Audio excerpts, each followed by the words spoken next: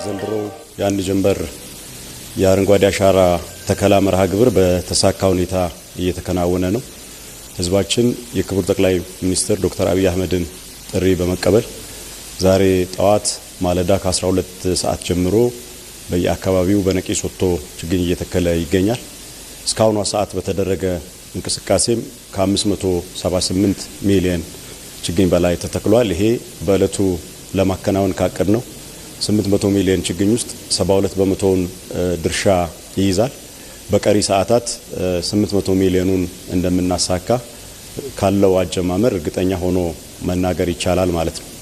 በአጠቃላይ የአረንጓዴ አሻራ መርሃ ግብርን አፈጻጸም በምንመለከትበት ጊዜ በኢትዮጵያ ታሪክ ውስጥ በመንግስትና በህዝብ ትብብር በእጅጉ የተሳካ ተደርጎ ሊጠቀስ የሚችል በታሪካችን ጉልህ ድርሻ የሚሰጠው በመንግስትና በህዝብ ትብብር የተሰራ ትልቅ ኢኒሼቲቭ አድርጎ መውሰድ ይቻላል። ባለፉት 7 ዓመታትም በተደረገው እንቅስቃሴ 48 ቢሊዮን ችግኞችን እንደ ሀገር መትከል ችለናል። ዘንድሮ ደግሞ 8 ቢሊዮን ችግኝ ለመትከል ታቅዶ እስከ ትላንትና ድረስ የዛሬውን የአንድ ጀንበር ተከላ ሳይጨምር ወደ 5.9 ቢሊዮን ችግኝ ተክለናል። እስካሁን በአጠቃላይ በአረንጓዴ አሻራ መርሃ ግብር ወደ 53.9 ቢሊዮን ችግኝ ኢትዮጵያ መትከል ችላለች ማለት ነው። ይሄ ለአየር ንብረት ለውጥ የማይበገር ኢኮኖሚን ከመገንባት አኳያ በተጨባጭ ከተወሰዱ የተግባር እንቅስቃሴዎች ውስጥ በዓለም በግንባር ቀደምትነት የሚጠቀስ ትልቅ ተግባር መሆኑን ማንሳት ያስፈልጋል። በዚህም በርካታ ተጨባጭ ውጤቶችን እያገኘን ያለነው የአረንጓዴ አሻራ መርሃ ግብር ከመጀመሩ በፊት የሀገራችን የደን ሽፋን 17.2 በመቶ ብቻ ነው የነበረው። አምና በተደረገው የደን ቆጠራ በተለያዩ ዓለም አቀፍ ተቋማትም የተረጋገጠው ወደ 23.6 ደርሷል። ያ ማለት በብዙ ሚሊዮን የሚቆጠር ሄክታር መሬት በደን መሸፈኑን ያሳያል። ይሄ ትልቅ ውጤት ነው። ያ ብቻ ሳይሆን ተመናምነው የነበሩ ወንዞችና ሐይቆች መልሰው ማገገም የጀመሩበት ሁኔታን ማየት እንችላለን። ለዚህም እና ሀረማያን እና አብያት ሐይቅን በአብነት ማንሳት ይቻላል ማለት ነው። የአፈር መሸርሸርን እና መከላትንም ከመከላከል አኳያ የአረንጓዴ አሻራ ትልቅ አስተዋጽኦ እያደረገ ነው። ፕሮግራሙ ከመጀመሩ በፊት ከእርሻ ማሳዎች ላይ በአመት በአማካይ ከ1 ሄክታር እስከ 130 ቶን አፈር ተሸርሽሮ ወደ ውሃማ አካላት ይገባ ነበረ። የአረንጓዴ አሻራ በአፈርና ውሃ ጥበቃ ስራ ብዙ ስራዎች ከተሰሩ በኋላ ይሄ በሄክታር ወደ 54 ቶን ብቻ እንዲወርድ ማድረግ ተችሏል። ይሄም ትልቅ ውጤት ነው። የሚቀሩን ስራዎች ቢኖሩም የሚታጠበውን የአፈር መጠን መቀነስ ችለናል። እንደ ሀገር በየአመቱ ወደ 1.9 ቢሊዮን ቶን አፈር ታጥቦ ወደ ውሃማ አካላት ይገባ ነበረ። ይሄ በተሰራው ትልቅ ስራ ወደ 208 ሚሊዮን ቶን ማውረድ ተችሏል። ይሄ ትልቅ ትርጉም አለው። ትላልቅ ፕሮጀክቶቻችንን የመስኖ ግድቦቻችንን የሃይድሮ ኤሌክትሪክ ማመንጫ ታላቁን የህዳሴ ግድብ ጨምሮ እድሜውን የሚያራዝም የፕሮጀክቶቹን ውጤታማነት የሚያጠናክር በትልቅ ውጤት ሊገለጽ የሚችል ጉዳይ መሆኑን ማንሳት ይቻላል። ሌላኛው ጉዳይ አረንጓዴ አሻራ ዛፍ ተከላ ብቻ ሳይሆን ትልቅ ኢኮኖሚያዊ ጠቀሜታ ያለው ጉዳይ ነው። ምክንያቱም የምንተክላቸው ዛፎች 60 በመቶዎቹ የጥምር ደን አገልግሎት ያላቸው የሚበሉ ለምግብነት የሚውሉ ፍራፍሬዎች ናቸው።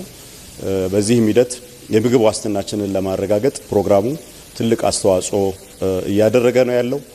ከዛም ባለፈ በብዙ ሚሊዮን የሚቆጠሩ ኢትዮጵያውያን ወጣቶች ችግኝ ከማፍላትና ከመንከባከብ ጀምሮ ተራራማ ቦታዎችን በማልማት ጭምር የስራ እድል እያገኙ እየተጠቀሙ ነው ያሉት። ባለፉት 7 ዓመታት በአረንጓዴ አሻራ መርሃ ግብር ወደ 2.5 ሚሊዮን የሚሆኑ ወጣቶች የስራ እድል ያገኙበትን ሁኔታ ከኢኮኖሚያዊ ጠቀሜታው አንጻር ማየት ይቻላል። ከዛም ባለፈ የሀገራችን የኤክስፖርት ንግድ ላይም ተጨባጭ ለውጦች ማየት ይቻላል። የሀገራችን የቡና ኤክስፖርት ሁላችሁም እንደምታስታውሱት የዛሬ 7 ዓመት ከ700 ሚሊዮን ዶላር ብዙም የዘለለ አልነበረም። በአረንጓዴ አሻራ በተደረገው እንቅስቃሴ በቢሊዮኖች የሚቆጠሩ የቡና ዛፎች በመትከላችን የቡና ምርትና ምርታማነታችን በእጅጉ አድጓል። በቡና የተሸፈነው የመሬት መጠን 1.5 ሚሊዮን ሄክታር አካባቢ ደርሷል። አመታዊ ምርታችንም በዛው ልክ ከፍ በማለቱ ዘንድሮ ከቡና ኤክስፖርት ብቻ ኢትዮጵያ 3.1 ቢሊዮን የአሜሪካ ዶላር አግኝታለች። ስለዚህ የምንተክለው እያንዳንዱ ዛፍ የምግብ ዋስትናችንን የማረጋገጥ የሥራ ዕድልን የመፍጠር ከዛም ባለፈ ደግሞ የውጭ ምንዛሪን አምጥቶ የሀገራችንን ኢኮኖሚ ከፍ ከማድረግ አኳያ ጉልህ አስተዋጽኦ እንዳለው ማየት ይቻላል። ኤክስፖርታችንንም ከማብዛት ዳይቨርሲፋይ ከማድረግ አኳያ አቮካዶ እንደ አዲስ እየገባ ያለ የኤክስፖርት ምርት ነው። በተለይ የአረንጓዴ አሻራ ከተጀመረ ወዲህ ምርጥ የአቮካዶ ዝርያዎችን በማስተዋወቅ ሰፋፊ ስራዎች እየተሰሩ ነው ያሉት። በዚህም ብሔራዊ የአቮካዶ ልማት ፕሮግራም ተይዞ ኢትዮጵያ ያላት የአቮካዶ እርሻ ከነበረበት አነስተኛ መጠን ወደ 190,000 ሄክታር በማሳደግ ሀገራችንን አቮካዶ ላኪ ከሆኑ ግንባር ቀደም ሀገራት ተርታ ለማሰለፍ ሰፋፊ ስራዎች እየተሰሩ ነው ያለው። አሁንም በጅምር ያለው እንቅስቃሴ በእጅጉ ተስፋ ሰጪ ነው ማለት ነው። በዲፕሎማሲ በኩልም ካየን ሀገራችን ከዚህ በፊት ድርቅን ተከትሎ ከሚመጡት ጉዳቶች ጋር ተያይዞ ስሟ ይነሳ የነበረው አሁን በአረንጓዴ አሻራ ስራ ስኬት ስሟ በጥሩ ሁኔታ እየተጠቀሰ ነው ያለው። በአፍሪካ ስለ አየር ንብረት ለውጥ የአፍሪካ ተወካይ ሆና የምትናገር በዓለም ደረጃም ደግሞ ይሄንን በተጨባጭ ተግባር ችግሩን ለመቋቋም በምታደርገው ጥረት ግንባር ቀደም ተደርጋ የምትጠቀስ አገር ሆናለች።